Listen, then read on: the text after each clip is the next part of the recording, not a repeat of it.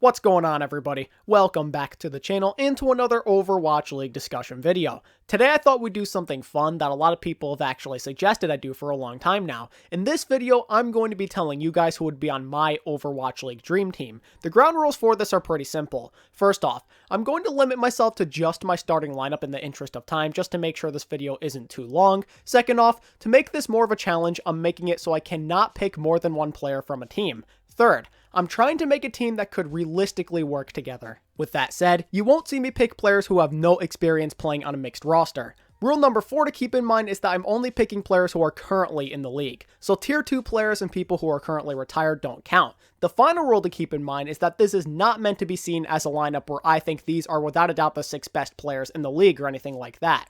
All I'm doing is picking and choosing players to help form my personal ultimate dream team. I won't lie, this video is going to be biased towards what I like, but that makes a lot of sense, right? That much is obvious. And those are basically all of the rules to keep in mind, so simple enough, right?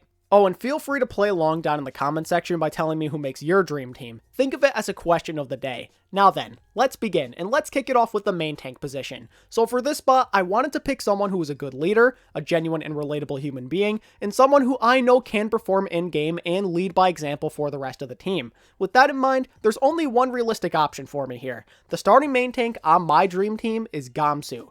Gamsu fits the description better than pretty much any other player at the main tank position, I feel. He is the exact kind of person I want leading my team. I'm well aware that there are more talented players available at this position, but Gamsu has those certain qualities those other main tanks just can't offer me. The guy seems like he never tilts, and he has that overwhelming positivity that will allow him to be close with the other players on my team. And from what I've seen, teams tend to play better when they are close to each other, and I feel Gamsu could definitely help bring this team together. We saw him do it on Shanghai, so why not here as well? Plus, Gamsu has plenty of experience playing on mixed rosters, and his English is fairly fluent as well, which is something that some of the other more skilled Korean main tanks don't have. But other than his qualities as a person, Gamsu also happens to be pretty good at the game. His hero pool is perfect. He can play all of the main tank heroes at a reasonably high level. We've seen him play well using Reinhardt, Orisa, Winston, and Wrecking Ball in the past, but in my opinion, he's especially strong when it comes to his Winston and Ball. Gamsu is literally everything I want from a player. He easily makes the cut for me when it comes to my dream team. He has the personality, the leadership qualities, the in-game skill, and flexibility that I'm looking for.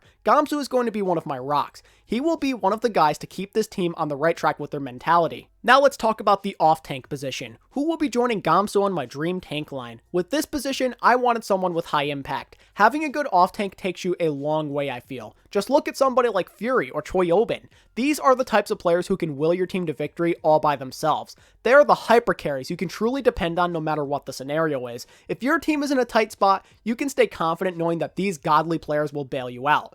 Although there are some awesome, just amazing off-tank players out there, I can only choose one at the end of the day. I'm not going to lie, this is a tough one for me. If I pick Choyobin, then I can't pick any of the other amazing players from the San Francisco Shock. But if I were to not pick Choi, I'd likely go with either Fury or Space. And yes, Fury does have previous experience playing for a Western team. Before joining the Spitfire, he played for Team Liquid alongside Shatter2K and 4 other Western players and Overwatch contenders. So yes, Fury definitely is a possible selection here. But some of you may be asking, why have Space and Fury in the same conversation? Well, for one, I think Space is extremely good. And 2, while Fury is the better player, they share many of the same qualities with each other. They are both consistent, versatile, and clutch, and they bring a lot to the team regardless of the meta. Think about it. They can play D.Va, Hog, and Zarya at a reasonably high level, and in Space's case, he can play a mean Sigma as well. Can't really say the same for Fury as I've never seen him play the hero before, but you guys get the point.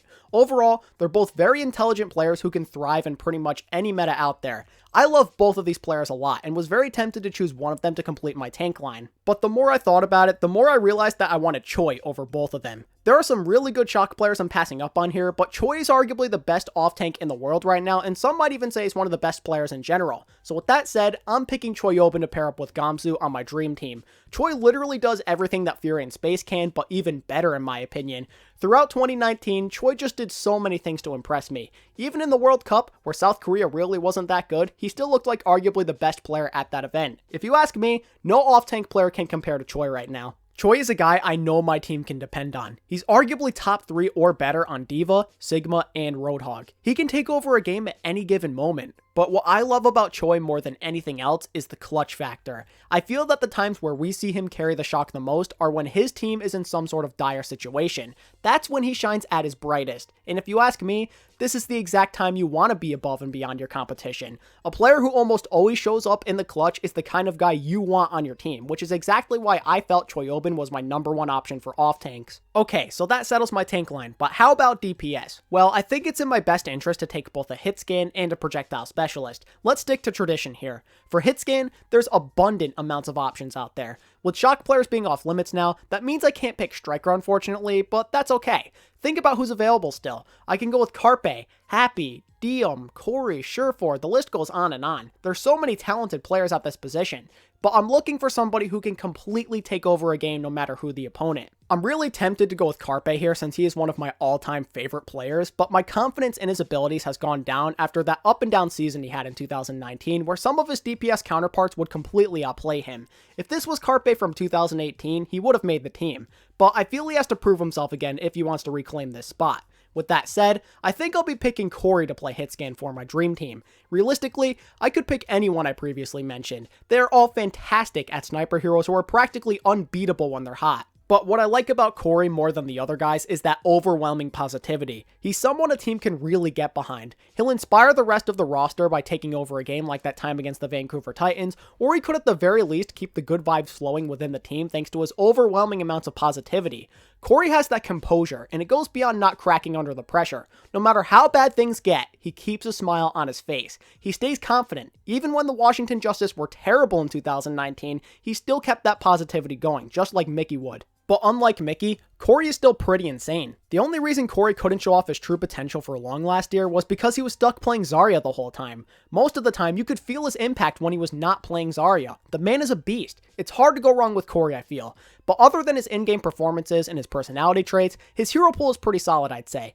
Other than being dummy good at Hanzo and Widow, he's shown the ability to play Reaper, Tracer, Sombra, and Symmetra as well. Corey is versatile, and he is deadly. What else could I possibly ask for with a player? He can be the carry and the leader of your dreams. I'm super confident that him and Gamsu could keep this team on the right path with their friendliness and ability to lead by example in and out of the game. But who's going to be joining Corey? I quite honestly should pick somebody like Erster, but since I'm using bias here, there's only one realistic option. My flex DPS on my Overwatch League dream team is Agilities, and if you have been supporting the channel for a while, then you're more than aware why I chose him. But for those of you who are rather new to the channel, allow me to explain. So Agilities is my all-time favorite player. I've been watching him since the early stages of his career. He was part of the Immortals, which was the team that got me into professional Overwatch. I've been watching Agilities develop as a player and person over these last couple of years, and I've just always really enjoyed watching him play. It started with his really good Roadhog during the triple tank meta, but then eventually evolved into him just being a really nasty Genji. Any of my OG pro Overwatch fans remember the 6k Dragon Blade in the server room on Watchpoint Gibraltar? That play is still one of my absolute favorites to this day, and I got the pleasure of watching it live.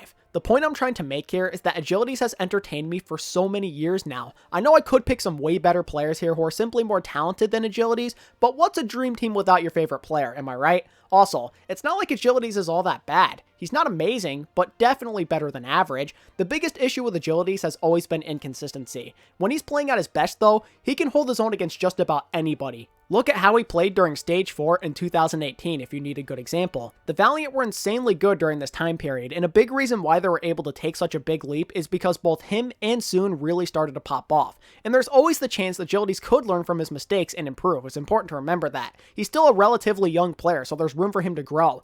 Other than potential though, Agilities does have the hero pool you'd want out of a projectile specialist. He's a fantastic Genji, Pharah, and Junkrat, and his Doomfist has always been pretty good too. The one thing that scares me with Agilities is that he's not the best at either Mei or Hanzo. But like I said before, he has room to grow still, and I'm confident he could figure it out if given enough time and the right coaching. So yeah, that's why I want Agilities. And so far now, as we recap, we have Gamsu and Choyobin for tanks, and Corey and Agilities on DPS. Now let's talk about the flex support position. It really sucks not having access to Violet, Twilight, or Jonak here because those are easily my top 3 choices, but luckily for me, there still are a few other good options out there for me to take. It's hard to go wrong with the likes of Shu, Alarm, or Shaz, right? I'm a big fan of all of those guys, but after really thinking about it, I felt the one person I wanted the most was Alarm. His skill ceiling seems higher than the other two. I think Shu in particular has potential to be top tier at his position, but Alarm takes it a step further. He's been considered one of the best flex support players on the planet for years now. He drew comparisons to Jonek back when he was only like 16 years old,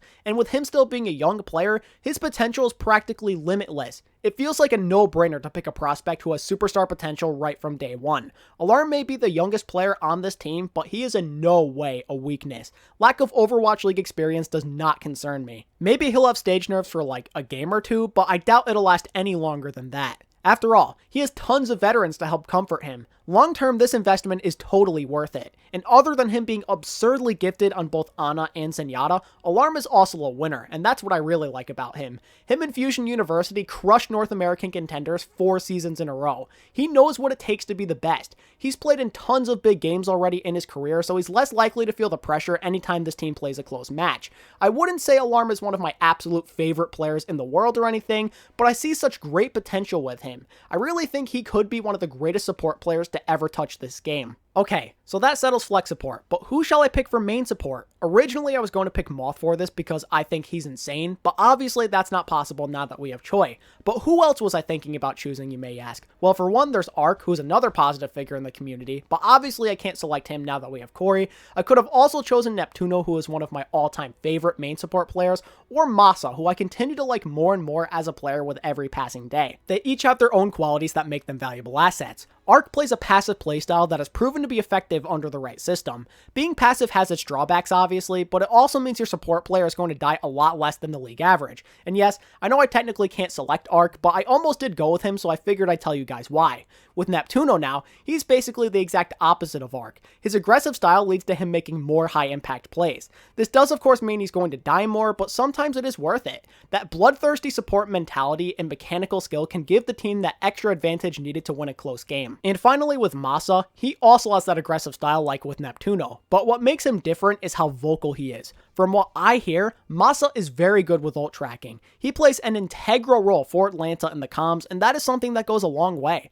Anybody can be good at this game mechanically, yeah, but communication and high levels of awareness is something that not everybody can easily master. When I started prepping for this video, making this choice was really hard for me since I have very high regards for all 3 of these players. But realistically, I think the best option available is Masa. He really proved himself on the Atlanta reign in 2019. Some might even say he was a top 5 main support in the league by the time it was all said and done. He made more plays than either Ark or Neptuno on Lucio, and I really liked his Baptiste and Mercy as well. And to top it all off, other than his hero pool, he provides that outstanding communication thanks to the useful information he can feed to the rest of the team. With some of the players on this team being a bit more on the quiet side, we need somebody like Masa to help out Gamsu with the shot calling. With Masa not filling out the main support slot, my Overwatch League Dream Starting 6 is now complete. To recap, my tank line will consist of Gamsu and Choyobin, the DPS will be Corey and Agilities, and my supports are Masa and Alarm.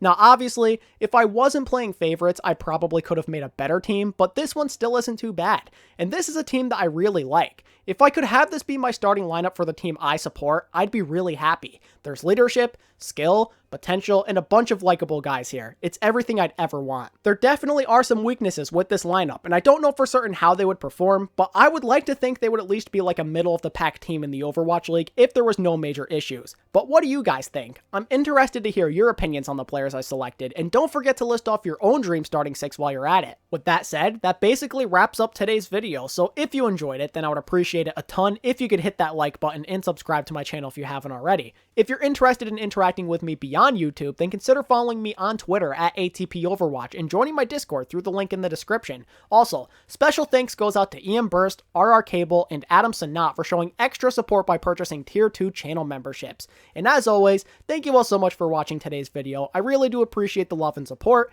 and until next time, this is ATP, signing out. Peace.